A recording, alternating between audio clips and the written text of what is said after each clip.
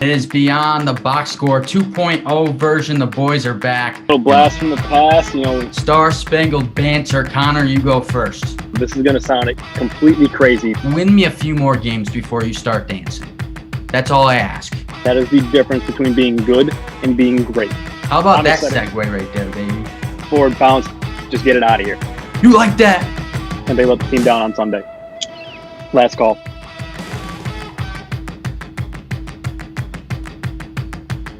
Good afternoon, well, good evening here. This is Beyond the Box Score. Connor Priester, Cole Johnson. It's good to be back. The boys are back. This is our first live show in a year and a half, Connor. How are we feeling? Man, it's been a heck of a ride up to this point. I mean, we both had a extended time off doing our own thing, but, with the circumstances given, it's good to be back, good to be talking sports with you again, and let's get the show rolling. Yeah, the band's back, just rebooting something here to pass the time. It's been a tough year for everybody, and we just want to talk some sports, get our minds off of some things.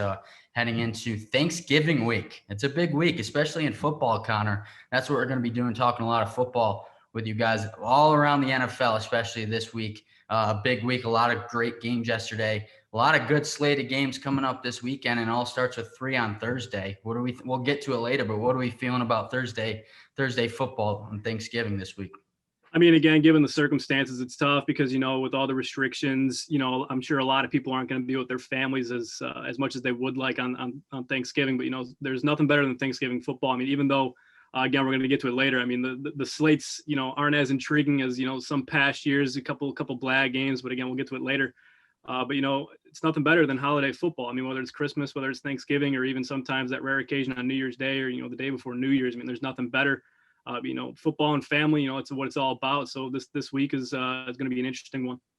Yeah, and that's what we're here for. Talk some sports with you guys, hot takes, all the shenanigans. We're new at this Facebook Live thing, so we're going to try to give you as much as possible. Join in, give us some comments, questions. So, let's start with this, Connor.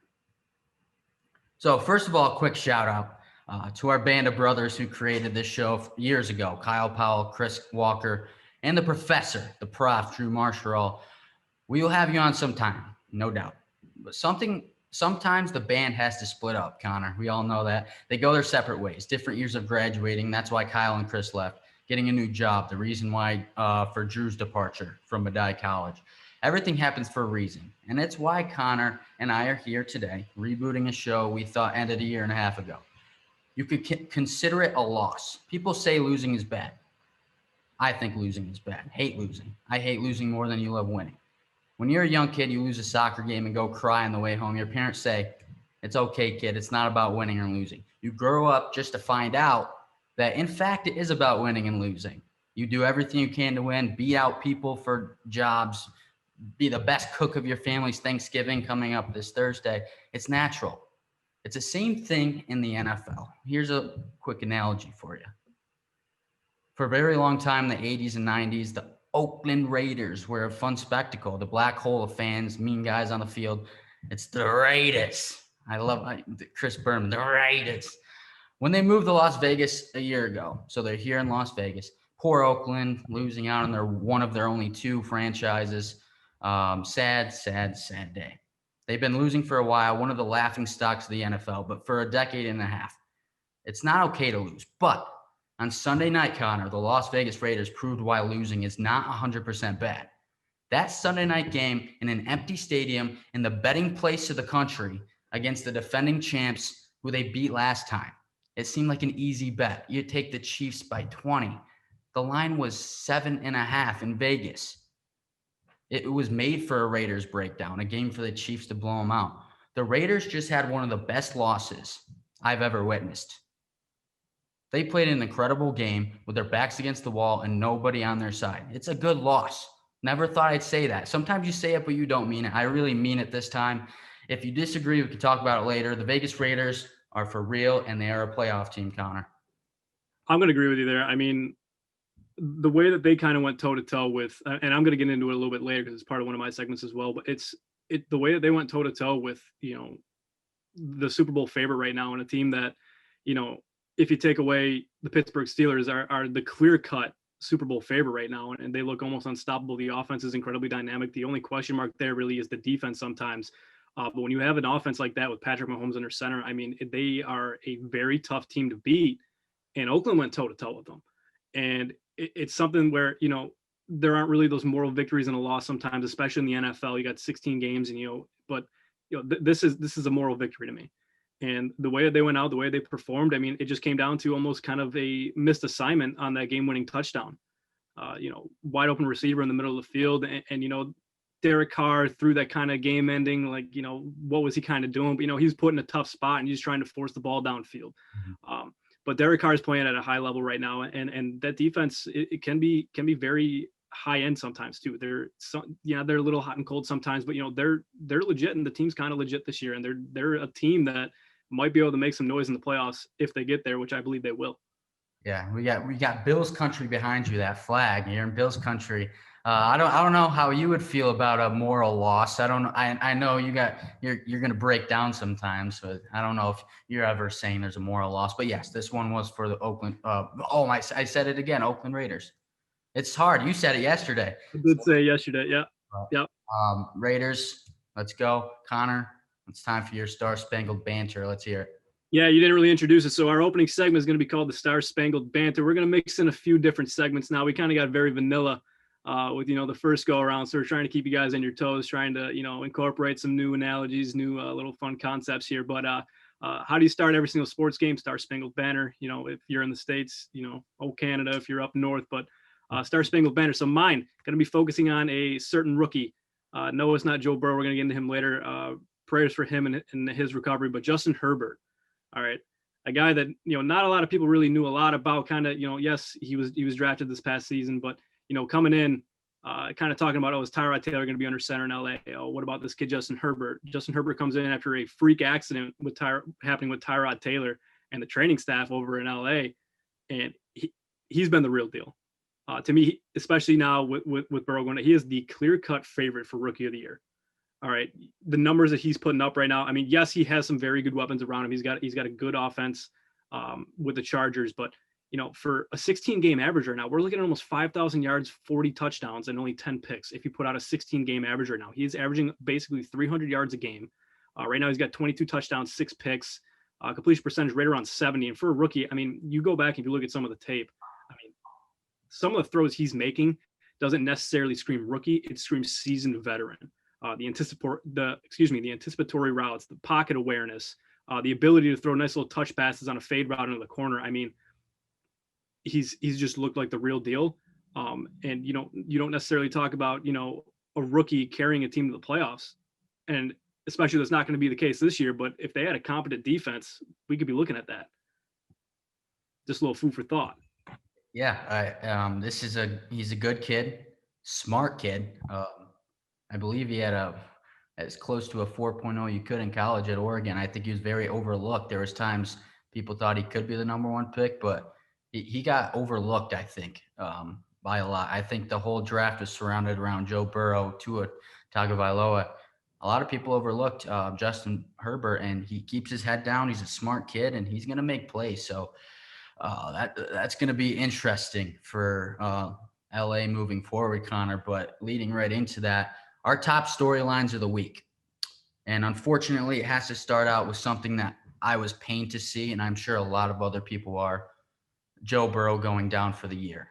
Takes a bad hit, throwing the ball, a couple linemen rolling down on his leg, and it turns out he tore his ACL, MCL, and other fragments of his knee were all just kind of crushed. It looked nasty. They didn't even show it on the replay in the game, live TV, and that's when it's bad, when they don't show the replay.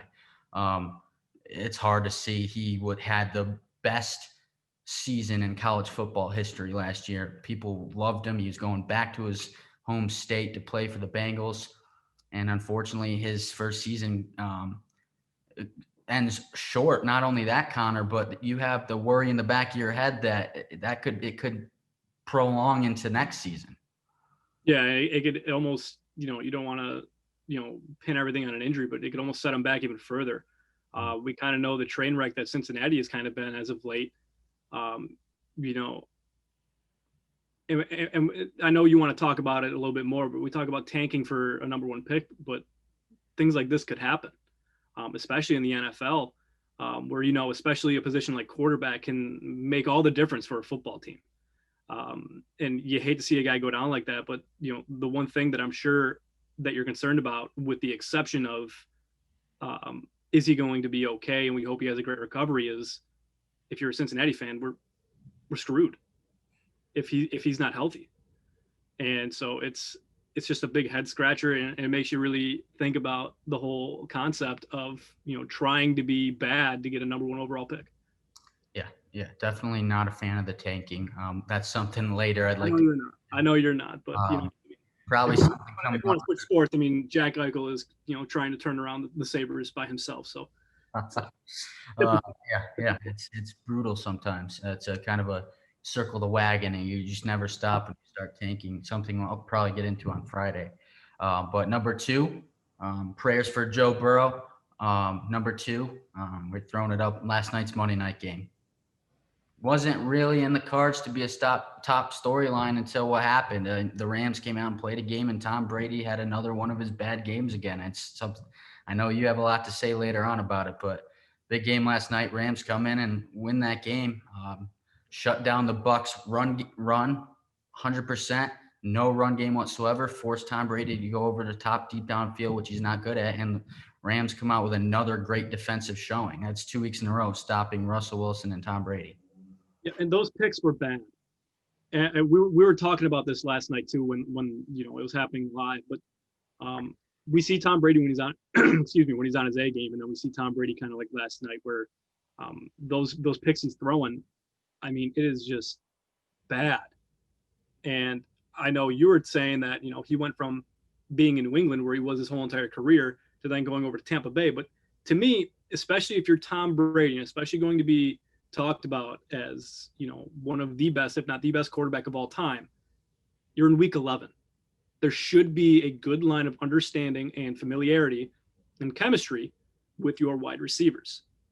And if there's not, then that is either on you or it is on your receivers. And if you are a leader and if you are a good quarterback, you figure that out well before week 11, because all of those both those interceptions looked like it was just complete miscommunication.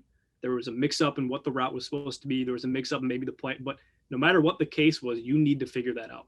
And we should not be still seeing these same mistakes happening that we saw earlier in the season when they struggled in week 11. And if you are Tom Brady, you need to figure that out. Plain and simple. Yeah, absolutely. Something they need to figure out. They were Super Bowl favorite this year. One of mine. We'll see. We'll talk more about that in a little bit, but 2 of the best games this weekend, Connor, and a great slate of games. Ravens, Titans go to overtime. Ravens fall again. Yeah, and I'm going to get into it later. They're not the same team that we saw last year. And it starts with the offense. It starts with Lamar Jackson, that I'm going to get into later. But it's the Titans. They have a very stingy defense, a good defense, and then they got Derrick Henry. But for the most part, Derrick Henry was kind of quiet in the first half, kind of came out a little bit more in the second. But it's another big game and especially with the Browns now, that's a big loss for the Ravens and puts them in a much tougher spot. Yeah, now they got the undefeated Pittsburgh Steelers on Thursday night, Thanksgiving night, the third game of the 3 games. And not only that game is on hold right now. They're saying they're going to play it, but they had another COVID outbreak, and leading the way was J.K. Dobbins and Mark Ingram being tested positive for coronavirus. So that game is on as of now, but very good chance that game gets booted out of there, probably pushed back to Sunday. But it's a big game for the Ravens. That is their season right there. Second great game of the week was another overtime game in Indianapolis, Colts and Packers. Colts coming out on top. Yeah, and it was. I know you have a lot to say about the Packers, but I mean, to me, Packers are the favorite. But we talked about it kind of in our little dry run. We talked about it on the side, but that Colts defense, man. I mean, I know that it was Packers put up basically 30, but that Colts defense is stingy, and it was just it almost seemed like for the majority of the game it was going to be who's going to score last, and then of course it goes into overtime, and that's exactly what happened. But it's just the Colts are one of those teams that you just kind of think of, where it's like the record shows they're good, but you don't necessarily want to really believe, because there's nothing that really jumps out besides thinking about their defense. And they went out, and that's a big statement win, even though it was in overtime with the Packers. Like, that's a statement win. Like, take them seriously in the AFC. Yeah, and it's like you said, nothing jumps out at you. You have a 38-year-old quarterback and Phillip Rivers still chugging. He's on his second go round here with a new team after being on the Chargers his whole career. He's interesting when you hear him mic'd up, but other than that, this Colts team is just not that interesting. Like you said, nothing jumps out. They're a boring football team. They're a boring but good football team. Yes. They don't have all this the fireworks and all these star players that you might see or the Rams. You know, they're boring, but they're good. And sometimes those teams win Super Bowls. That's kind of like the New York Giants, me being a Giants fan back in 2007. It was a boring team that got into the wild card and made a run on the road in the playoffs. It's really weird, but we'll see. They still have to beat out Tennessee for that AFC South division. In terms of seeding for the playoffs, that's going to be very interesting in the AFC, by the way, Connor. We'll definitely get into that with your Bills country talk. But speaking of the Giants, that NFC East, we have all four teams in the NFC East are going into Thanksgiving weekend with 3 wins. I don't know what to say. I love it. It's the most interesting division in football. In like the most awful way too. I find it comical. I know you on one side you kind of do, but on the other side it's like, yeah, as a Giants fan, it's just like, but to me, I mean, it's honestly, it's comedy television. Like, all those teams have so many and the thing that, like, I don't understand how the Eagles are so bad. I don't either. That's my biggest question mark. Like, I watched their games, and like one game, Carson Wentz looks like he could be the MVP, and then the next game, it looks like he's like throwing with his left hand. Yeah. And I know that there's a bunch of question marks with who he's throwing the ball to. I know they've had a long CVS receipt of injuries all year, but at the same time, it's like, it's Carson Wentz. If you're an MVP, you should be able to still make your team competitive. And it's just, they're not. And I know they did look good against, or at least better against Dallas, but Dallas looks competent again because they have a former starting quarterback now as their starter in Andy Dalton. But it's just a giant train wreck. Yeah, it's getting to the point where whoever wins that division is going to be 7-9, and we're going to have a team that just gets steamrolled in the first round of the playoffs in the NFC. I expected this season from the Giants, and they've actually exceeded my expectations a little bit, especially after Saquon got injured. But the Eagles are just a crapshoot.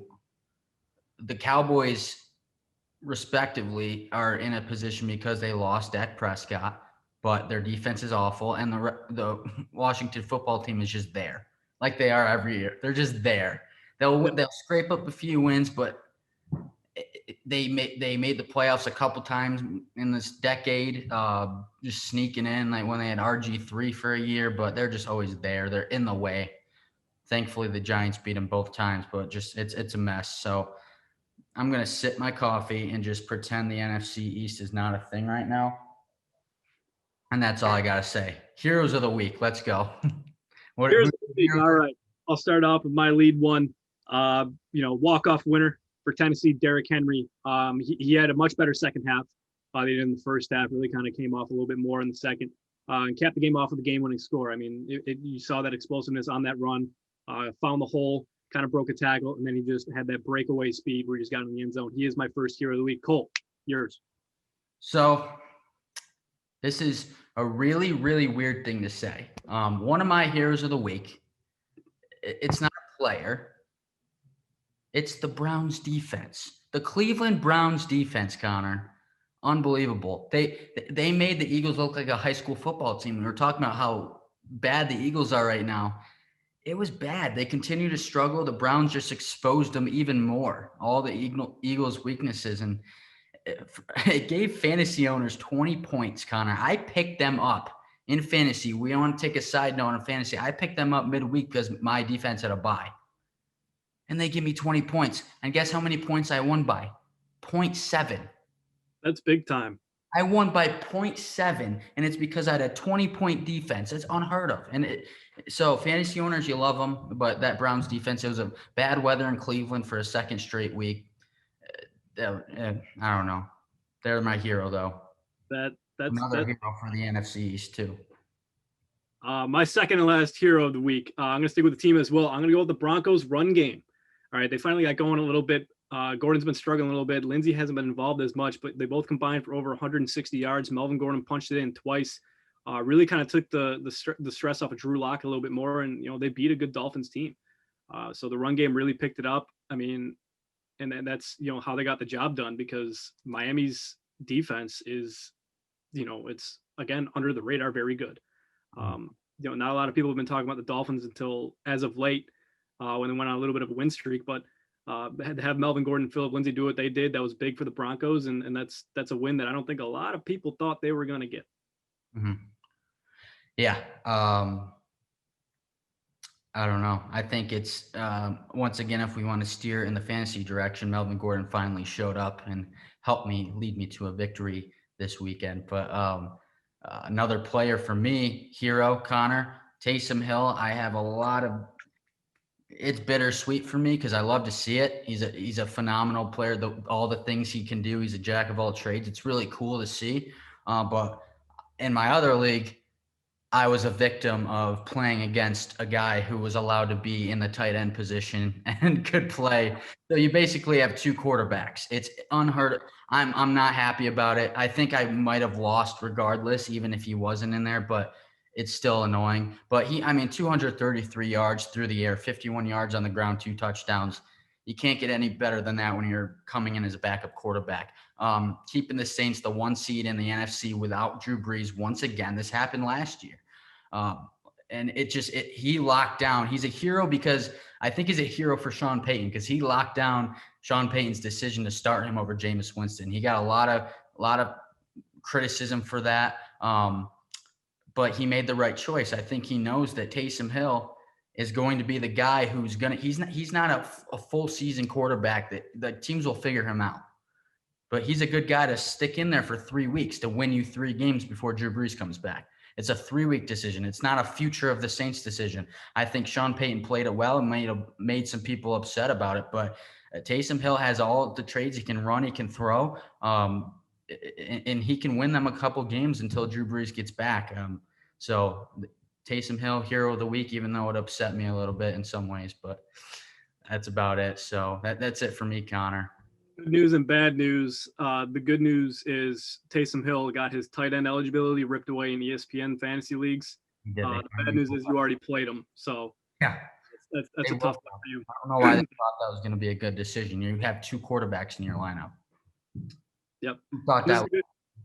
This is a good segue too, because we're going to move on now to our bumper bounce segment. So for first show, all right, got to explain a little bit because it does get a little confusing. But bump, all right, it's a positive. So we're going to state either a player, situation, a take, a team, and we're either going to bump it as a positive thing, saying this is going to continue to happen in the future, or we're going to bounce it, saying this is bad, get it out of here.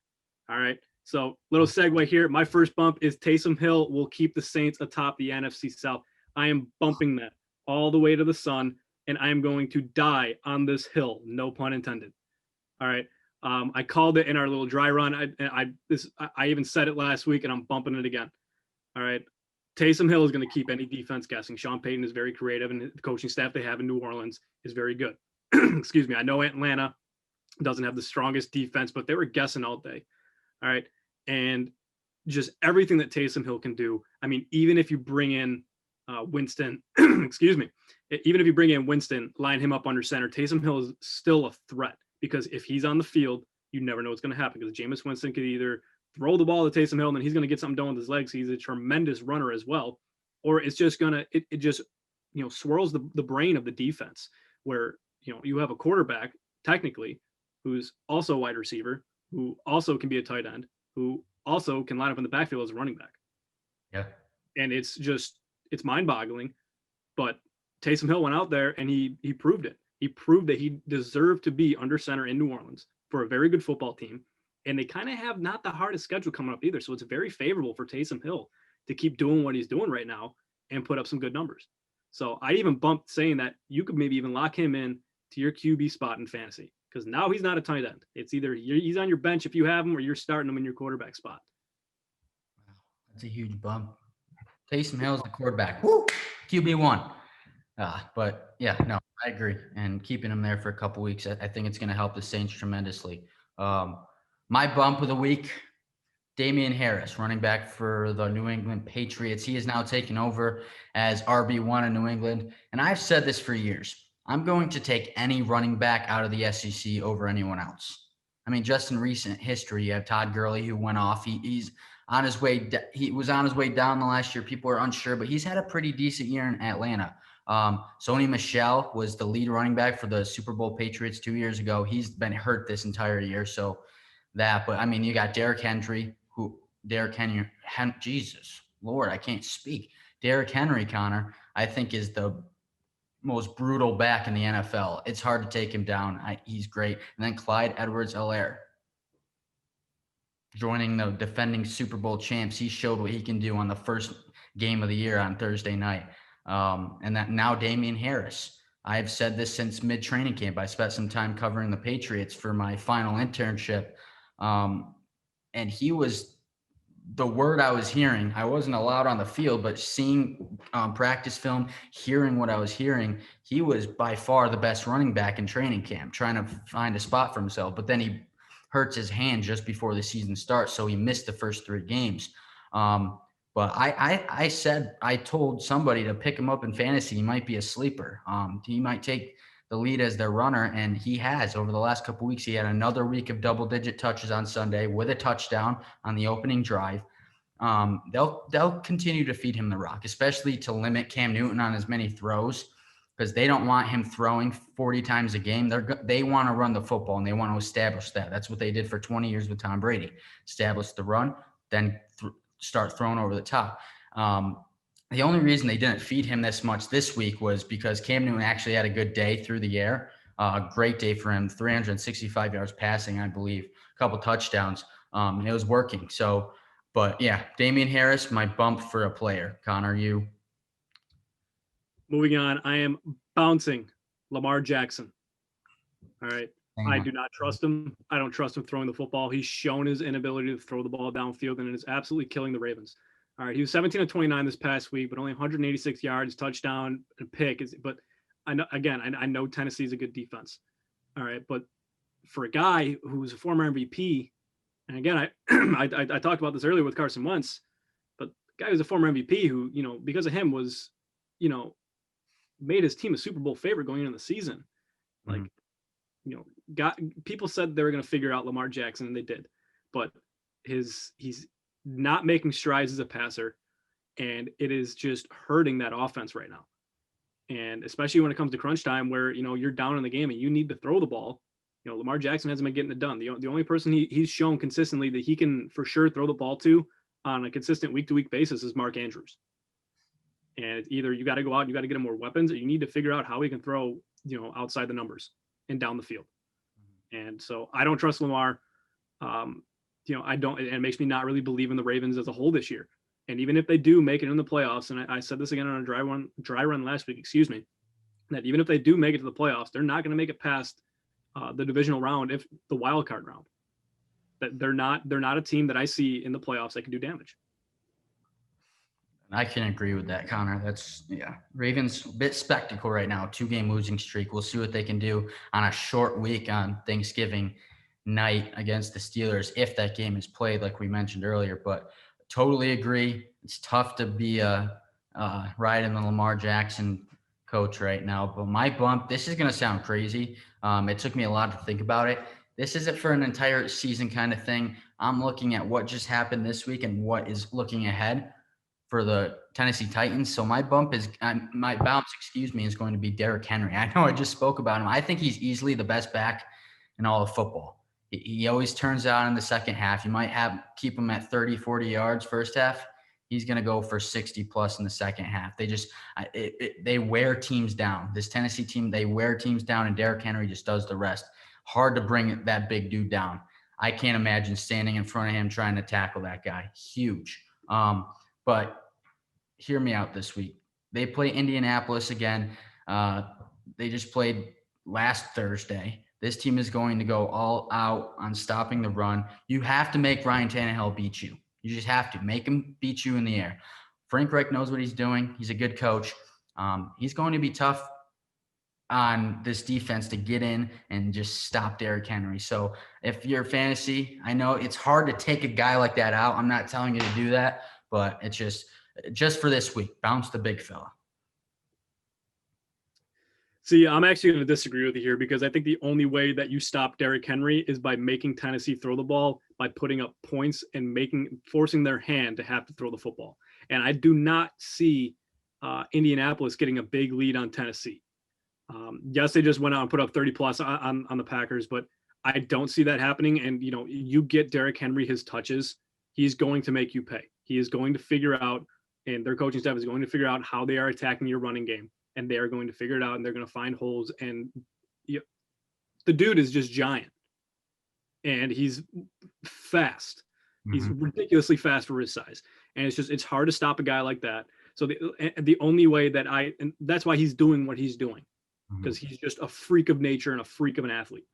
And he's going to figure out a way to beat that Indy defense, and unless the only way that happens is if Indy goes up big early in the game and Tennessee is forced to make passes. That is the only way I see that happening. But except for that, I mean, it's just going to be another day at the office for Derrick Henry, in my opinion.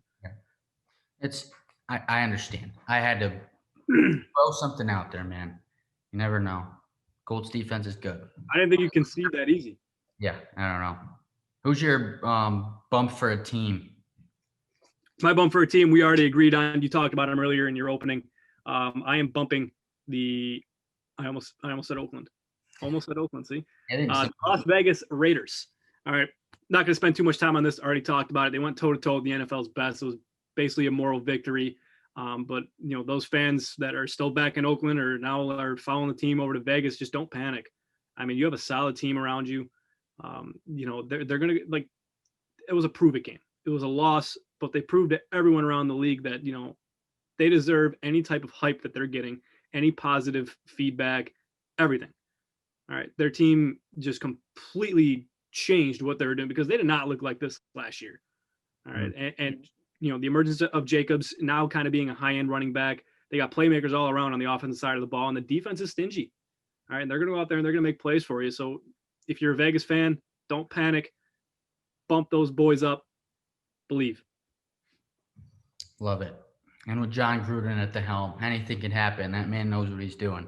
Like you just said, the boys are back in Dallas. This might sound crazy because we just talked about how much I don't know what's going on in the NFC East, but yes, the boys are back. Whedon boys, as much as they can be with an Andy Dalton at quarterback, but he returned from injury. They were a completely different team this weekend against the Minnesota Vikings, who was hot. Minnesota won 3 games in a row. And they come out and they play a great football game. Of course, their defense is skeptical.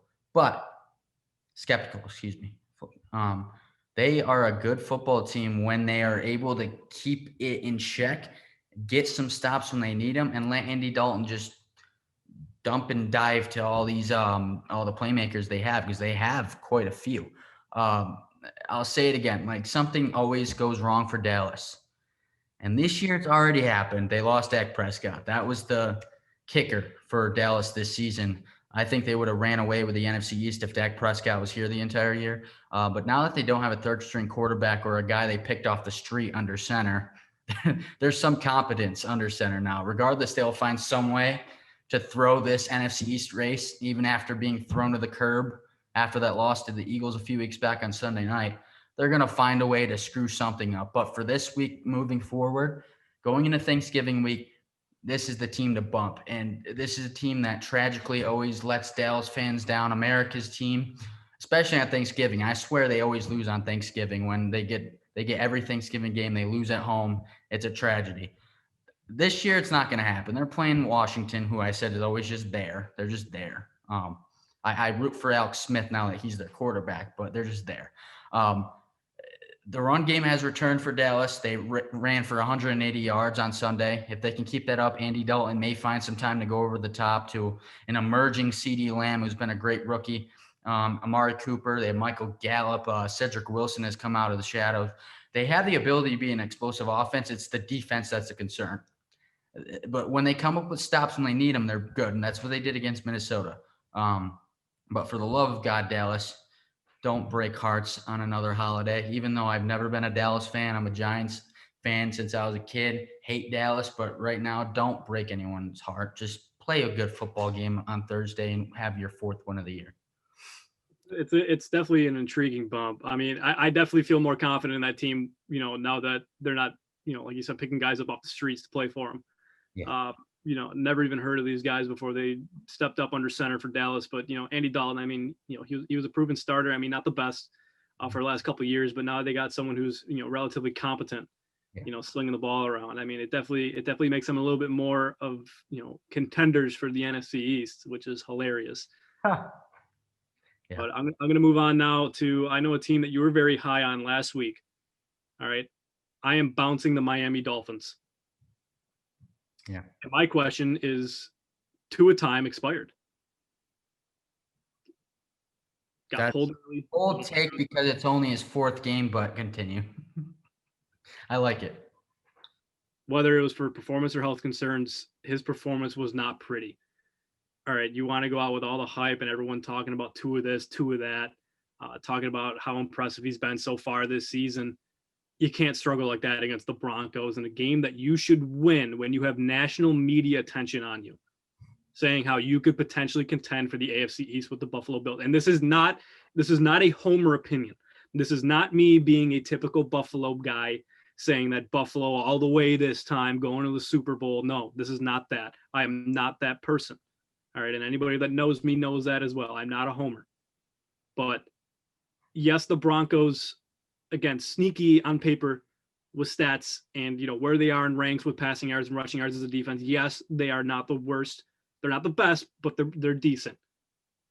But you cannot struggle against the Broncos like that, especially in a game, like I said, where you should be winning. All right.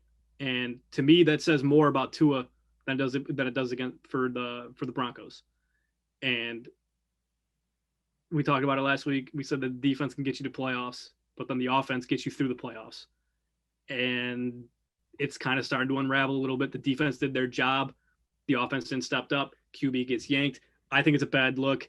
And I think that this is probably just going to be the downfall of what looked like a early magical run for the Dolphins. And this is where they kind of unravel and then they just start building again for next year. Yeah, I agree with you. I think I got a little too high on the Dolphins train just for a little bit. We'll get to that in a right or wrong. I mean, I'm right there with you too. I mean, I was as well. The way they were playing, I mean, the defense. I mean, they scared the hell out of me when they played the Bills earlier this year. Mm-hmm. All right, but if it wasn't for kind of a last minute score by Miami, that game wouldn't have looked as close. But they played them tough for the most part. Mm-hmm. I mean, granted, Josh Allen had a heck of a game, but I mean, it's not the same Miami team that we've seen in the past. I mean, last year, and I know you've talked about it with how the Giants kind of look like the Dolphins from last year, where they're competitive, but they have a really good coach in Brian Flores, and it's just I do think it's a matter of time before Miami really starts giving the AFC East a run for their money, but I do not think it's this year.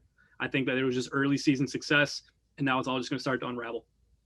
Yeah, fair enough. You say that a team that's tough in Miami. I got a team for you that's just not tough. They don't have that in their dictionary whatsoever. No toughness. I'm going out on a limb here again. All right, listen to this. Hall of Fame quarterback? Check. Best quarterback wide receiver duo in the league? Check. Dangerous guys in the backfield? Check. Connor, have you ever won a division title in the NFL? No, neither have I. It must feel nice, but that's all the Green Bay Packers are going to get. This is why. You see, I don't like making predictions that far in advance. Sometimes I do, sometimes I don't. But the truth of the matter is the Packers are showing their true colors again. It happens, it seems like every year since Aaron Rodgers has been there. It's an incredibly packed offensive, talented team. They have the ability to throw blow teams out of the water on any given week. But this week they found themselves in a dogfight in Indianapolis, a game they had all the momentum in the first half. Defense, they stopped them for as much as they could, but that offense went off. They went to the locker room up 28-14. They put up 28 points in the first half. Then you see the weakness. You come out of the locker room. The defense can't get off the field. There's a 14-play drive by Indianapolis. Aaron Rodgers watched that second half. He was on the sideline almost the entire half. Every time I was watching the game, I was also watching another game. I was trying to go back and forth. Every time I looked at the screen, the Colts had the football. This defense just isn't tough enough, and they can't get teams off the field. And then on offense, Aaron Rodgers, when he did get on the field, someone else made a mistake. They had 4 turnovers. They fumbled the ball and 3 times on a punt. Marquez Valdez-Scantling fumbled it on the final drive that could have won the game in overtime. That's not going to work against a good team like the Colts, who are fundamentally sound. The Packers are a Super Bowl contender. There's no question. They're going to go win another NFC North title. They might win out and go 13-3. There's a very good chance that happens. But when they get in a dogfight, when they step into the ring with another team, when a team actually challenges them, they fold. And it's not Aaron Rodgers. It's the defense. It's the guys who can't make a play.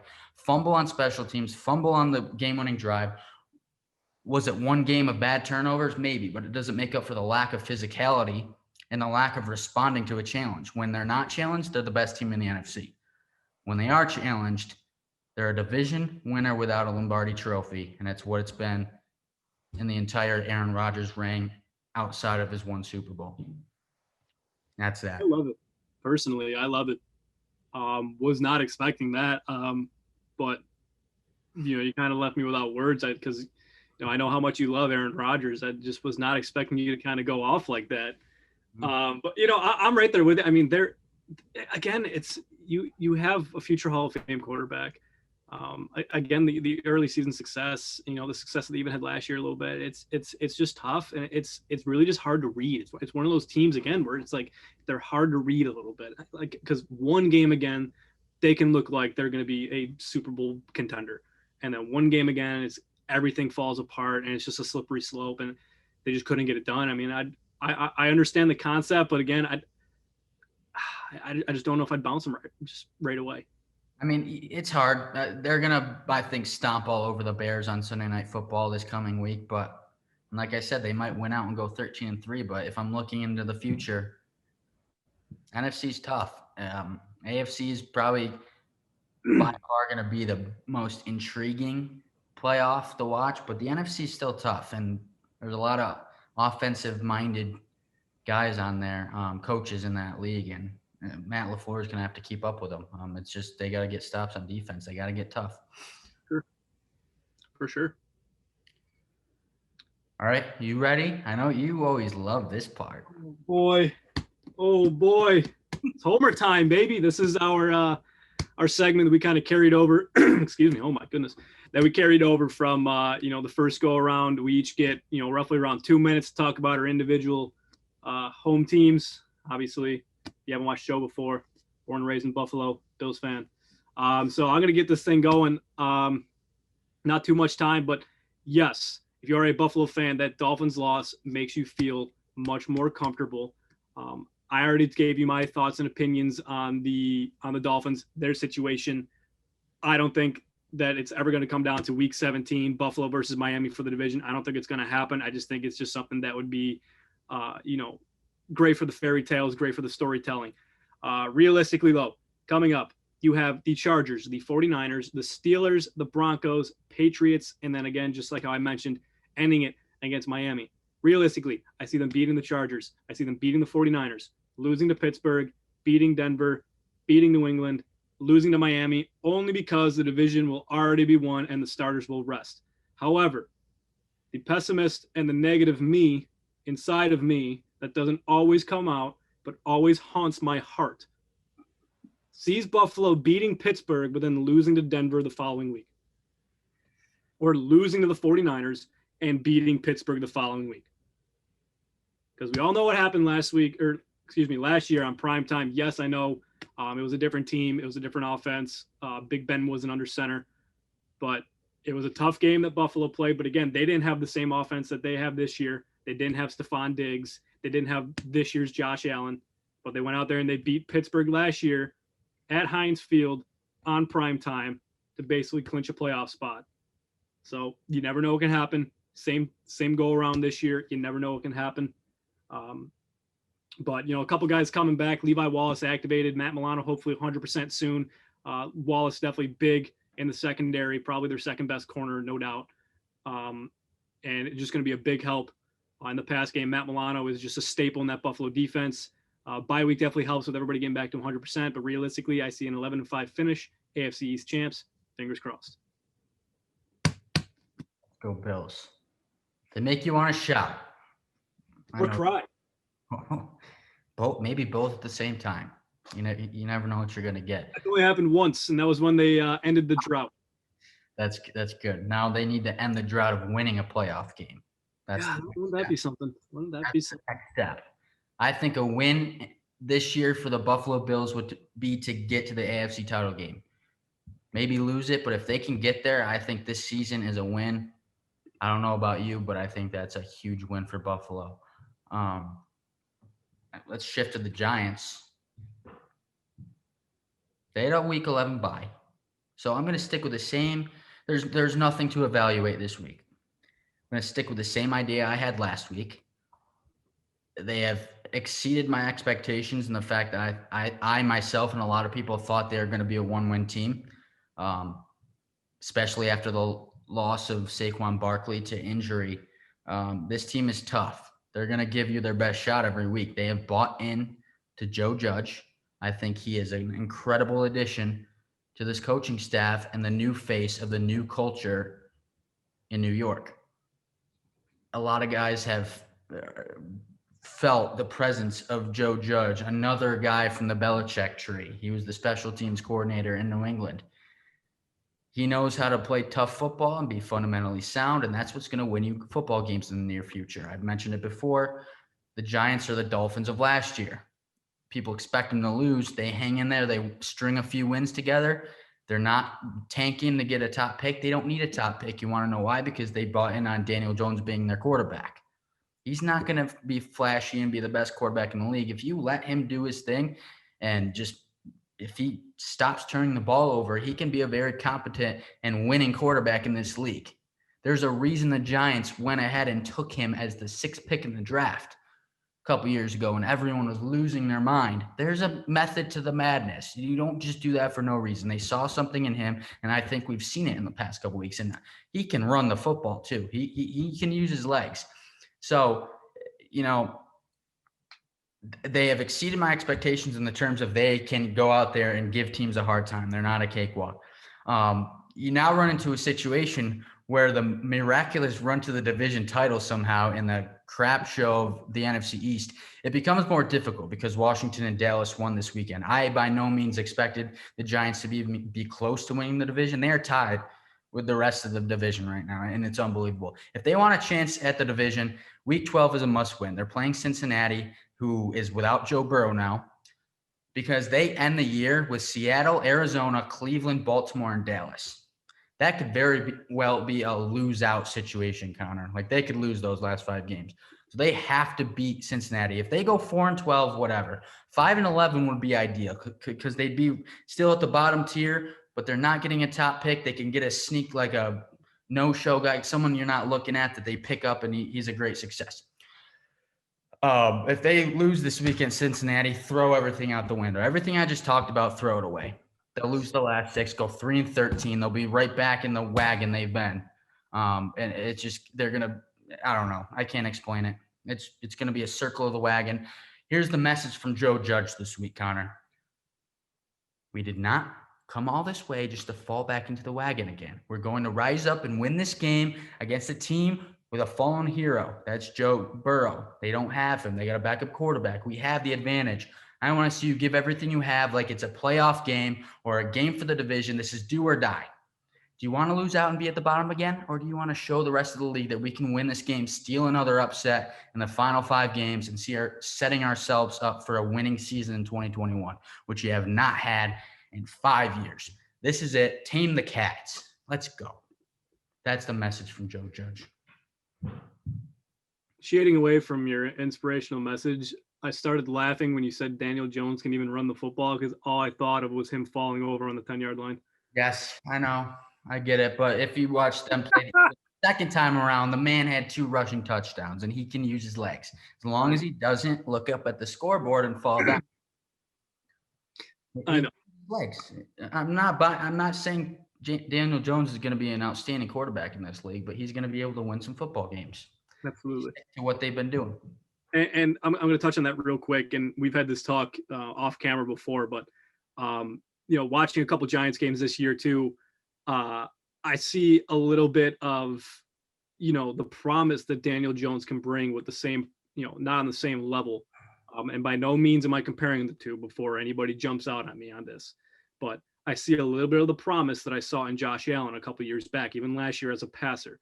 But then I also see the same exact mistakes that Daniel Jones is making, where he's not getting the reads right. He's trying to force passes. He's trying to have a little bit of that hero ball mentality in him when he really shouldn't be.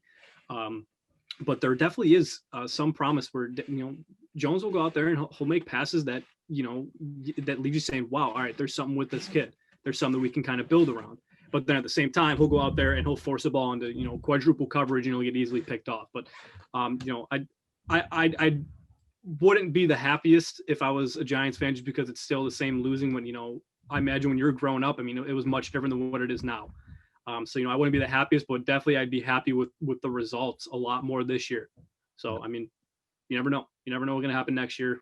You never even know what could happen this year. They could even sneak into the playoffs, because the NFC East is just the most exciting division in football. That would be a story to tell for years and years.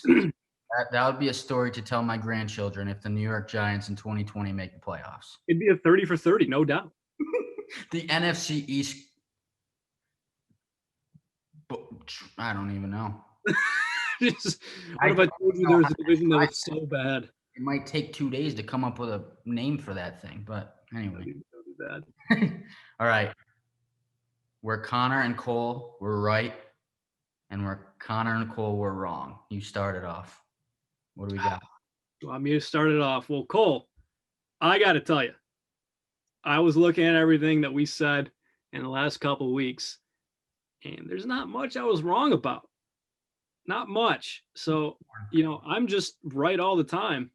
So I'm just messing around. So I'm going to lead it off. I said I was going to die on this hill. I mentioned Taysom Hill last week and said that he was going to bring everything he's got.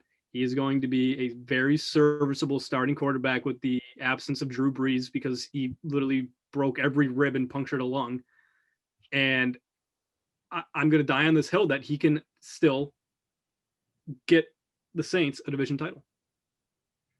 And it's super weird, because Taysom Hill is just a crazy human being. He's literally one of my favorite players in all of football, just because of everything he can do. But I was right about that, where I talked about how Taysom Hill is going to, be just fine for the Saints. So Cole, what were you right about? All right, we'll start with this. I've said all along that Seattle is going to win games, or at least be in every single game, because of Russell Wilson. This is another thing I'll die on, like you are. I'll die on this hill with Russell Wilson all the way till the end, till this guy retires, hangs the cleats up. The guy's still leading the MVP candidate race because he makes plays. It's that simple. He may not have the prototypical size. He's under 6 feet tall. He doesn't stick out in the spotlight. He put himself out there. He's quiet. Some people want more. Some people like the flashy guys. He may not beat you in the stat line. This past Thursday, Kyler Murray shows up as the top performer on ESPN if you look at the stats. But it was Russell Wilson who made the plays on third down, ridiculous passes to DK Metcalf in the end zone. He had another crazy play on third down that was a big third down play. And Seattle wins the game. It's a possible season saver. We talk about how who it was more important for to win that game. That's a big win for Seattle to get back at Arizona for beating them the first time. I said Seattle would bounce back on Sunday Night Football. On Thursday Night Football, excuse me, from the Sunday Night Football loss they had.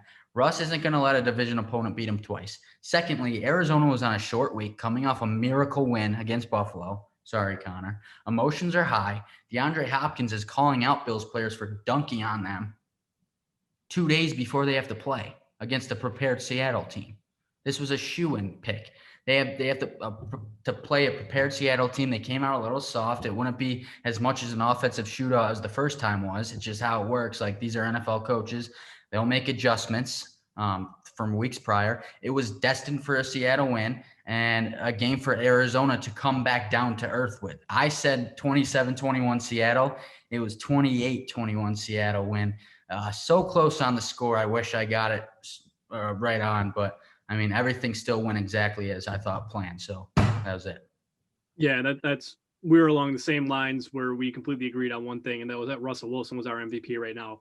And that's another thing where technically we'll say that I was right on. There wasn't a lot that we talked about last week. But,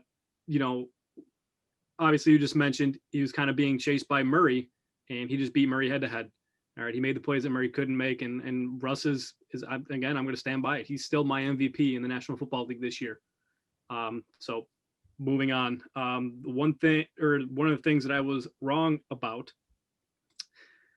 I made a bold claim last week that Ronald Jones was going to be the shoe-in lead back in Tampa Bay. And, not even, a couple days after, he can't get the job done in the first half. And Bruce Arians and company decide to go to Leonard Fournette for the majority of the second half. Fournette got more snaps. The only thing I said that Fournette would probably get more of than Ronald Jones is, he'd be more involved in the passing game, which, yes, he was. But Fournette was given the opportunities, and he was thrown to 4 times, and he had 3 drops. Mm-hmm. 3 drops. So he had 1 catch for 9 yards. So Jones struggled early. They put in Fournette. Fournette saw a little bit more success, but I thought that, last week with Jones having a big game, breaking off a 98-yard touchdown run, that, that was going to make him, write it down in Sharpie that he was going to be running back number 1. And, now there's still kind of a little bit of confusion who that real lead back is in Tampa Bay. Yeah. I'm with you there. It's kind of been all over the place. And that's the thing that we talked about, Connor, that we were kind of right about, was that Tampa Bay has so many weapons. Sometimes it's hard to figure out who to put out there and who to get the ball to. So sometimes it just works out like that. So here we go. One I was wrong-o on. I'll admit it. I went too high on the Dolphins after their 5-game winning streak. Tua was 3-0 as a starter. He seemed settled in. Brian Flores was on track to be coach of the year, and they were only a half game behind Buffalo going into this game. If they win, Buffalo's getting a little nervous. They're sweating. They're making them sweat. I bumped them last week because I said they'd win a 6th straight on the road in Denver. Silly me, because Denver is always a trap game. Like, that's a fair thing to say. I feel like Denver is always a trap game. It doesn't matter who it is, whether it's a winless team or the freaking 2007 Patriots. Like, you go into Mile High City with a little bit of weather, it's going to be a tough game. The Broncos frazzled and distorted Tua. They stopped the run. It didn't look like the same team. Tua gets benched. They go back to Fitzpatrick. Magic returns, hoping for a comeback win. They had a chance to tie it in the end, and Fitz throws a pick in the end zone, and it's over. Now Buffalo is more comfortable in the East, coming off a bye, knowing that Miami isn't directly on its tail. So I'm still impressed with the run Miami went on, and they're brilliantly coached, but I whiffed on this week. I was all in on Miami, and now I think that division is all Buffalo. I don't think it's going to even be that Game 17 game for the division anymore. Yeah, and it makes me feel a whole hell of a lot better. So I talked about that, and it's they're just one of those teams where you see the success and you think, hey, maybe this is a different team. So like I said, I was kind of right there, kind of half agreeing with you, but then I saw what happened with Denver, and it is what it is at this point. But it's again, I don't see the long-term success this year. Mm-hmm. Bad things happen in Denver. What's your next right, since you're right all the time? Yeah, my last one was talking about the Ravens, Lamar Jackson, how they are just, not the real deal this year. That loss to Tennessee, it makes their road to the playoffs that much tougher with Cleveland getting a win. Cleveland playing pretty decent right now.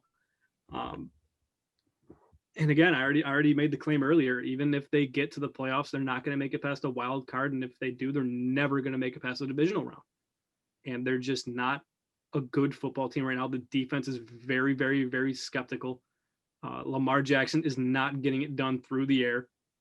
He's just not the same. It's not the same team that we saw a year ago. And it's the Lamar Jackson, Mark Andrews show on offense, and that's it. That is it. So they're having problems moving the football, having problems stopping the football from being moved on the defensive side of the ball.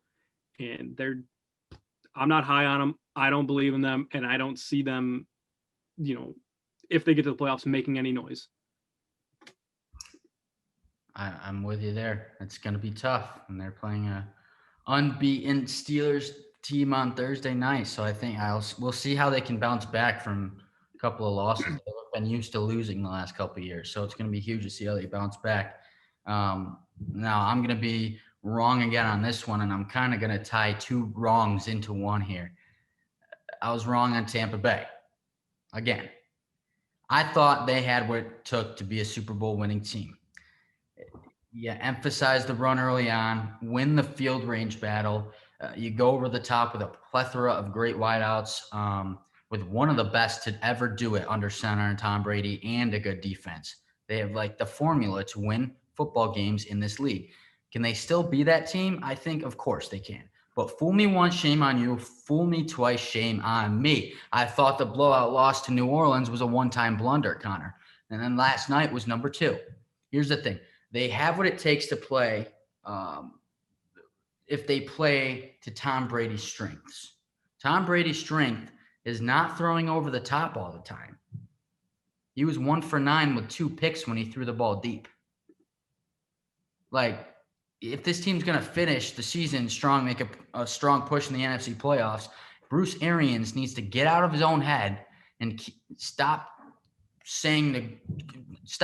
pulling up schemes to go deep down the field every time. And that's the problem you run into when you have so many threats. He thinks that's going to work. Let Tom Brady do what he's done for 20 years, which is read the play, dump it off, short gains, one at a time. You're going to wear the defense out and you win the game in the end. Keep the other offense off the field. Last night, once again, they proved they can't beat good teams by doing what they've been doing. You score 40+ on the Carolina, so what? I fell into the trap. That's my fault for believing that they're going to be back on their good ways. And here's the thing. I was also wrong on the Rams.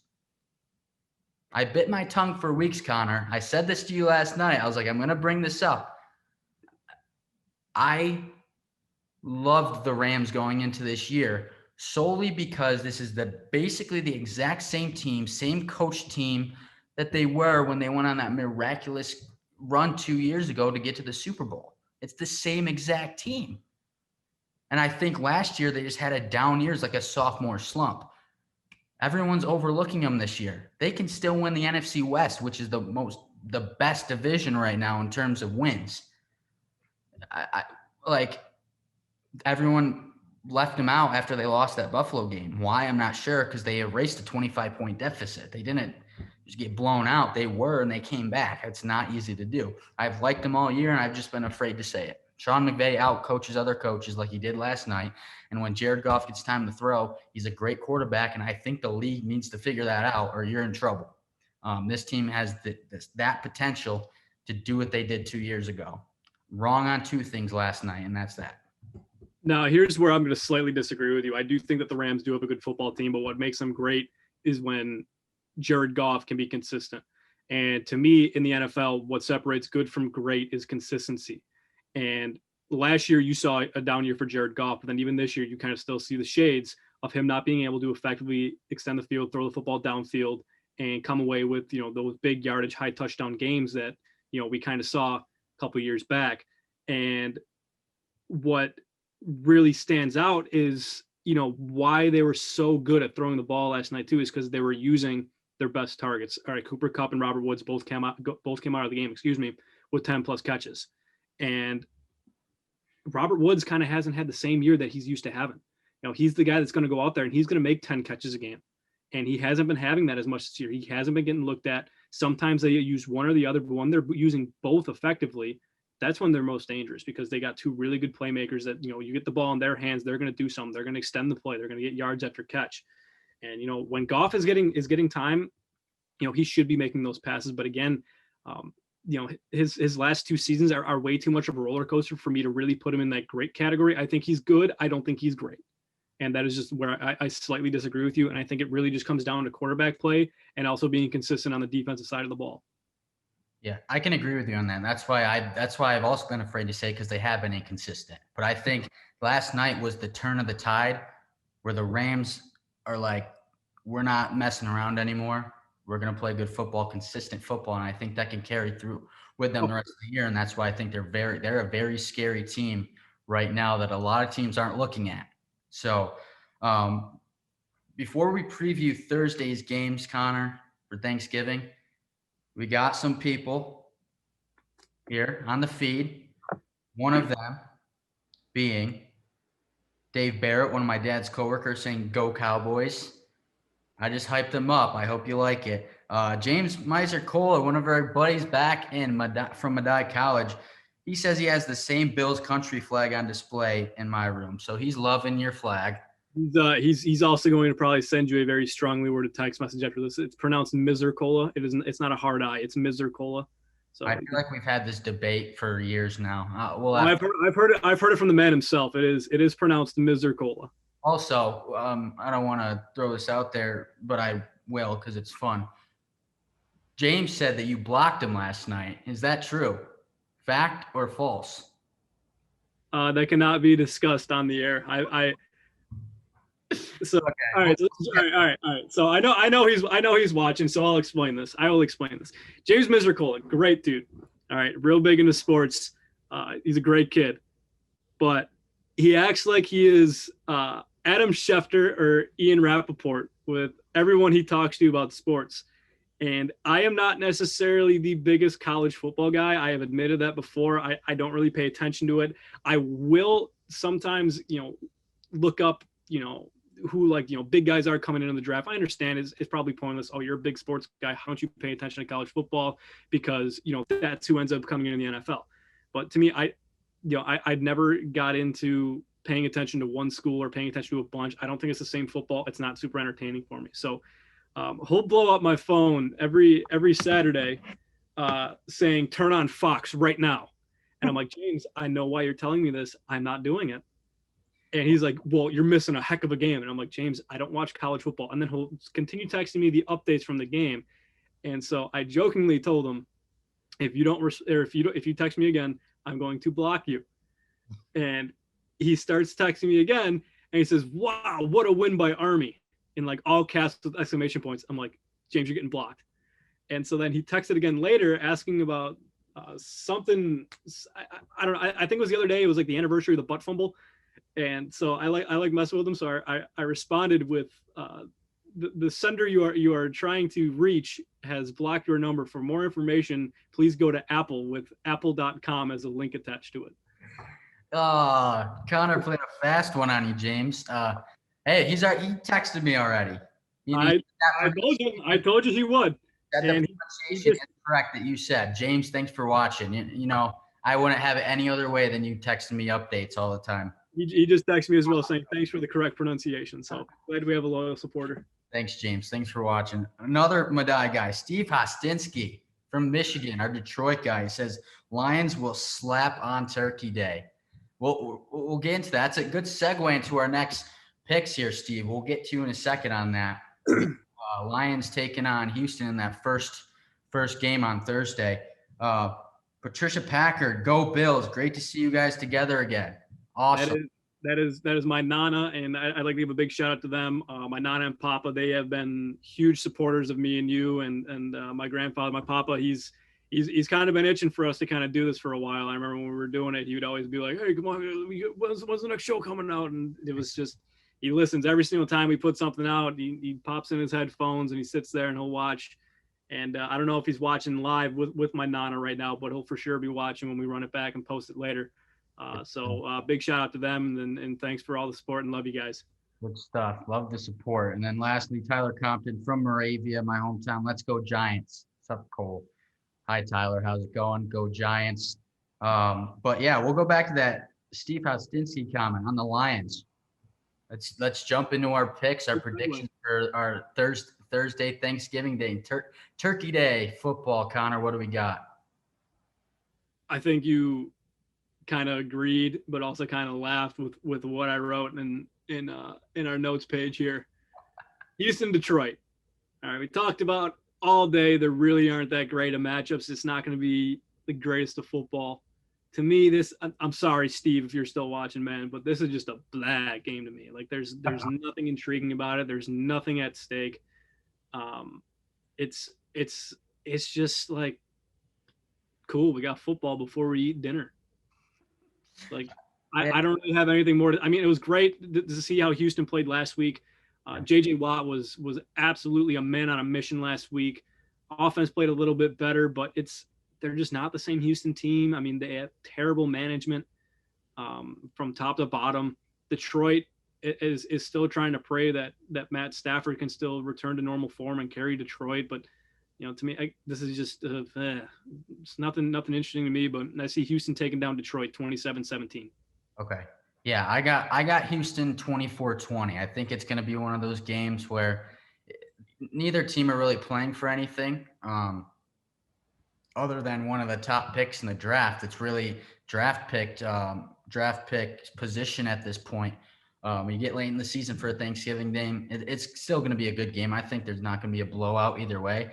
I'm interested because I always love watching Deshaun Watson play. Definitely one of my favorite players, and he's my fantasy quarterback. And, Detroit, 59 game-winning field goal last week, and then they follow it up with a 20-0 loss to Carolina. They got something to prove there, and they're always the team that plays that first game on Thanksgiving. We'll see how they come out. But funny thing, too, Connor, I'm in California now, West Coast time, so that game's starting at 9:30 for me. Rise and shine, baby. I'm going to be watching football before I even, have my first cup of coffee. I wouldn't ask for it any other way. I never even thought about that. That's got to be super weird. It's interesting because, on Sundays, it's the same thing. It's 10 o'clock, 1 o'clock, and then the Sunday night game is on at 5:20. Like the Sunday night game is over at 8:30, and I'm like, what am I gonna do now? It's left. I remember when we lived together, we would be staying up, and it was just like we'd fall asleep watching the Sunday night games. Yeah. Now it's completely different. But game 2, Connor, Washington and Dallas, the battle of the NFC East, the NFC least, if you want. 4 teams, all with 3 wins. Who do you got with that Washington-Dallas game? Well, this is what the people want to see. All right, this is what I want to see. All right, big headlines here. I got Washington taking down Dallas 31-28. All right, call me a hater, call me a non-believer in Dallas, but I see Washington doing just weird things. I just think it could be just the typical, all right, Andy Dalton's back, Dallas is back, we're going to take the division now, and then blunder on Thanksgiving. Yep, I can see that happening. But they were my bump this week, so I have some faith in them. So what do you got for a score? I got 31-28. Washington takes them down. Oh, boy. So the team that's just always there is going to come up and just break the hearts of Dallas fans across the world again on a holiday. Awesome. That Dallas defense is trash. It's really bad. I think they turned a little corner last week, but they're bad. Washington can be sneaky on offense. I mean, and then pair that with a little bit more competent offense with Dallas and a bad Washington defense. I mean, we could just see an absolute, shootout between 2 very bad teams. Yeah, it's going to be fun. It's very intriguing. I got Dallas 26-14. I think it's going to be tight throughout, and then the Cowboys get a couple of late scores, get that 1 turnover at the end to seal it. I don't know. It's up in the air at this point. If you're a bettor, do not bet on this football game. That's all I got to say. Do not bet on this football game. The last game of the night, though, Connor, Baltimore-Pittsburgh, you said COVID pending. A breakout after the games this weekend. Dobbins and Ingram, 2 running backs, both tested positive. That game is on for now. It might not be played. If I would assume if they don't, they would just push it back to Sunday. But what do you got for that game? It's a big game for Baltimore to prove themselves. Pittsburgh trying to stay unbeaten. Yeah, I mean, it could be a very big bounce back game for Baltimore, but at the same time, it could also just be nothing but domination of the Ravens and Pittsburgh doing what they do. It's the unbeaten and then versus, to me, the unproven. All right, I think Baltimore still has a lot to prove this year if they want to get to the playoffs. But ultimately, I see this just being a beatdown, really, of the Ravens. So I'm going Pittsburgh over Baltimore, 28-14. And here's the thing, Connor. We're gonna know our right or wrongs on Thursday. We're not even gonna get to Sunday yet because Dallas is my bump, Baltimore's your bounce. It's interesting. I just want to debate you on this. I think Baltimore does bounce back. I think Baltimore gives the Steelers their first loss of the season because the Steelers have been coasting. They've been coasting. They have had not a great schedule. I mean, they are playing because they finished in third in the AFC North last year. They have the third place schedule. So they're not playing all the best teams. They need to beat Baltimore a second time in order for me to think that this team's going to go undefeated or 15-1. They're going to rise up from that COVID outbreak. They're going to end that losing streak, give Pittsburgh their first loss of the season. This would not be a Pittsburgh-Baltimore rivalry in the AFC North without a split season. I don't know. I can't see Pittsburgh winning both. They're going to just come out flat. That's my hot take for Thanksgiving football, Connor. I don't know. I gotta disagree sometime. I think with the COVID too, it kind of sets them back a little bit in their preparation, depending on, especially who plays and who doesn't, if they move the game or not. It's definitely, I could, again, that's why I put that in there. I mean, I could see it being a bounce back game for Baltimore. I really could. It was close the first time around, but I think Mike Tomlin is, again, one of the best coaches of all time. And I think he makes the adjustments necessary to really go out there and I've kind of been a little bit of a doubter on Pittsburgh as well. I don't think that they're the best undefeated team. Like, you look at their team and I don't really see they should be undefeated. But at the same time, I see them making the adjustments necessary to really kind of stick it to Baltimore and prove me wrong and show everybody else that like they deserve to be undefeated. Yeah, it's going to be a fun day of football. The games aren't the best, but sometimes those turn into good ones. You never know. So bad records in the early day, and then you got the 10-0 Steelers and the Ravens going at it, AFC North battle.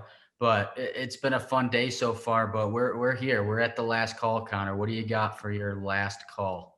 Final segment, last call. You're going to love it. Tom Brady. Before I start, this has nothing to do with the pure hatred that I had to deal with for him for over a decade, almost 2 decades. Disclaimer. Has nothing to do with it. All right. I have the utmost respect for him as an athlete. I don't have the respect that I should for him as a human being. Yes, it stems from the scandals, the cheating, how he is off the field. But what really, really bugs me is now that we're getting to a point where we're of the same age almost as some of the younger quarterbacks in the league. Mm-hmm. Okay. And I'm going to have to fact check how old Jared Goff is, but I imagine he's probably not much older than us. And I would be a betting man if I was a betting man, I would bet that Jared Goff looked at Tom Brady when he was younger and was like, that's what I want to be. And almost looked at him like a role model. Say you spend your career trying to be somebody, you make it to the league, the 1 in a million chance you get to the league. You take down that guy that you looked up to for so long. Prime time. Want to go out there, shake his hand, say good game, talk about it, something you dreamed of since you were a kid. And that role model just runs off the field like a little baby. He just gets the hell out of there. He's discouraged because he's a sore loser and he gets off the field. And this is not the first time he has done it. He did it earlier in the year to Nick Foles, completely big leagued him. Like, what are we doing? Like, that is it. To me, it's disrespectful. It is just ignorant. It's pathetic. It needs to be addressed. Like, I don't even care if someone, if Goff or Foles or one of these guys came out to the media and just made a huge deal about it, because they deserve to. They absolutely 110%, they have the right to do that.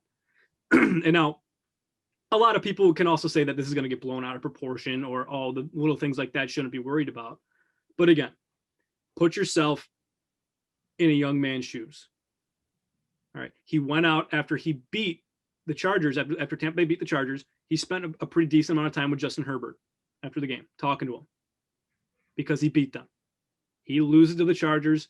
That is a whole different story. And you have a young rookie, obviously his first year in the league, who is just probably dying to just have that post-game meeting at midfield, and then say Tom Brady just runs away. And then say Tom Brady retires after this year. You never get that opportunity, something you've dreamed about, something you've envisioned your whole entire playing career from, high school, college. Then you finally get there, something you've pictured, and he just runs off the field. What is that showing to the younger audience as well? And I don't want to be that old, that boomer saying, oh, what about the kids? What kind of an image are they setting? But to me, it's just a load of crap. It's just you do it every game or you don't do it at all. And I can completely understand being a little skeptical and wanting to take the precautions necessary because of the pandemic and COVID. But he's shaking other guys' hands. He's already done it this year. Yep. But when he loses, it's a whole different story. That's my last call. I do like that. It's a debate. That's the thing. People are going to have their opinions. I, for one, have always been a Tom Brady fan, but in this instance, I can agree with you a little bit. I think if you're going to do it, do it. If you're not, don't. But it's you got to figure it out at some point. Either you're going to shake the hand or you're not. So it's good. Good stuff, Mr. Priester. Your last call, going out with a bang. I know you're going to have a little bit more something lighthearted, so I'll let you bring this one home.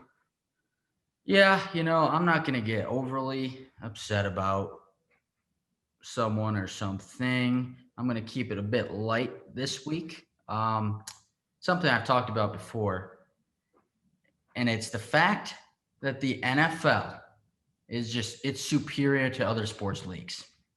And it's simple. Stars, and more stars. The stars are aligning in the NFL.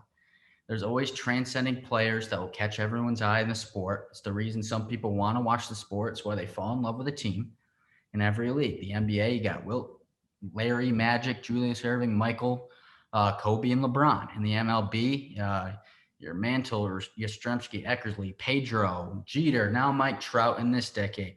Right now in the NFL, you can't turn away from most games. You can't. This week was loaded with good football. It is the reason why I have one game on the big screen and I have every other game in these links. I split my laptop up into a quadrant and watch every game. You can't turn away from games. There's games that could be, you would think of it as a snooze fest, and it's just not. It's just, I don't know if it's me being a huge NFL fan. I don't know what it is, but it's right now, especially with all the emerging stars, the young kids who are coming in and working hard, keep their head down. They're not overly flashy to the media. I don't know what it is. I think it's just the players we have in the NFL right now and the way the NFL works their schedule, flexing games, they're playing 3 days a week. Football takes up half my week. And it's the schedule in itself. It's a 17-week season. Every team only plays 16 games. Major League Baseball, outside of this year alone, plays 162. You could not watch 3/4 of the season and still be into baseball, still understand what a team is. The NFL, it's just time is of essence. Every game matters. You can argue that not every game matters in baseball and the NBA. Sure, at the end of the year when you're in a playoff race, but you lose a game in baseball on May 15th, on a Friday night, is everything going to crash and burn? No. In the NFL, it can. There are teams that are crashing and burning right now, and it's week because they're in week 11. And the Baltimore Ravens, like you said, they have to win the next couple games. It's the stars. It's just great. It's just that one of those leagues that it's not a flip the channel, turn the TV off sport, and it won't be for a long time. The games this weekend prove that. The final 4 games of the week slated prove that. Just alone, those last 4 games. It was Dallas and Minnesota, Green Bay and Indianapolis, the Sunday night game in Las Vegas, and then last night's Monday night football game. You have a battle for the division on Thursday night football between Russ and Kyler. I'm all in on that. You give me the best Browns team since I've been alive on this earth against a struggling Eagles team in a bad weather in Cleveland. Give me that. Give me Tennessee, Baltimore, Houston, and New England, which is a cool story this year with Cam Newton coming in. The winless Jets at the Chargers who always find a way to lose. Incredible. I'm in for all of that. You give me a tough Colts team hosting an explosive Green Bay on America's Game of the Week with Joe and Troy on the call. I'll take that every week. You give me a resurgent Las Vegas team in their first year in a new city with no fans trying to beat the defending champs on Sunday Night Football with Al and Chris on the call. I'll take that 10 out of 10 times. If the rest of the NFL season turns out like this past weekend did, Connor, I've never been more proud to be a diehard NFL viewer. Last call. Fantastic. It's just what it is. The NFL is just over. You got to get red zone, my guy. It is yards above, no pun intended, yards and yards, a couple of football fields ahead of the other leagues. And it's not even close. You got to get red zone. You know, here's the thing with red zone. It's a great idea and I love it. But I also don't because I want to be in control of what game I'm watching. So when it flips, I'm like, dude, I was watching that drive, you know? I understand that, but with all the blackout restrictions too, like you never really get to see it. And I swear, I know sometimes they run it on a delay. Like if something, happens, they'll save it for like 2 minutes later, like when they switch over. But I swear for the afternoon games, this past Sunday, there was like 6 turnovers in the span of like 2 minutes. It was the craziest thing ever. Every single time that they flipped over, it was either a live shot or something that just happened. It was a turnover. It was the most unbelievable thing I've seen. Like I was watching the game with my cousin and we were just like, turnover. Like, dude, that was like 6 in a row. It was unbelievable. Yeah. So, but I'm there with you. I mean, especially, with everything we got going on right now, the NFL is really the only real sport that's on TV. I mean, of the top sports. I don't want to take anything away from everybody else. Yeah. Every other league, but it definitely is for sure. Every single week, there's a different headline. There's a different team that's, trying to make some noise. There's a different player that stands out. There's, a certain moment that happens where it's just like, if you didn't watch it, it's like you need to go back and replay it.